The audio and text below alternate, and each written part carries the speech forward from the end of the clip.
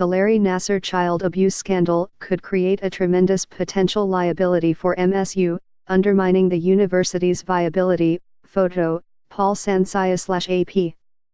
Using as a guide the cost of the child molestation scandal that rocked Penn State's football program, it could cost Michigan State University more than $1 billion to resolve lawsuits filed by the former gymnasts who were sexually assaulted by Drive. Larry Nassar. Penn State was hit with 33 lawsuits by victims of assistant coach Jerry Sandusky. Like the MSU victims, most were children when they were molested. 33 lawsuits were filed against Penn State for failing to protect minors from a sexual predator on the university payroll. MSU faces 144 suits, more than 4 times the Penn State total. Actual damages cost Penn State $93 million, but when attorney fees, fines and other costs are counted, the total price tag of the scandal is $243 million. MSU is nearly 5 times bigger in terms of the number of victims, says David Middleman, attorney for 40 of Nassar's victims.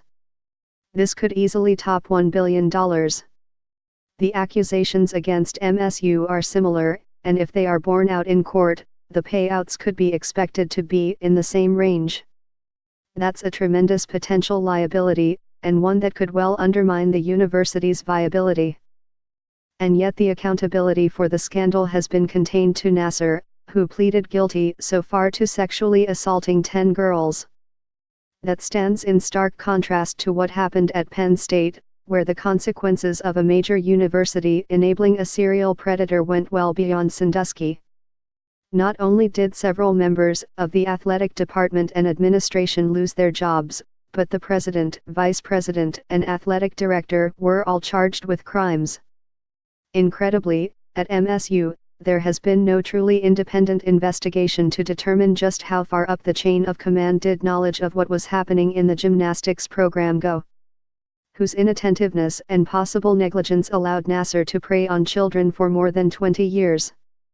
Even the gymnastics coach, Kathy Klages, who dismissed complaints from the victims as frivolous and pressured them to stay silent, was allowed to retire and begin collecting a pension without facing criminal charges. MSU is working to keep the liability from spreading. The Board of Trustees announced in October that it would not release the findings of the investigator it hired to do an internal probe.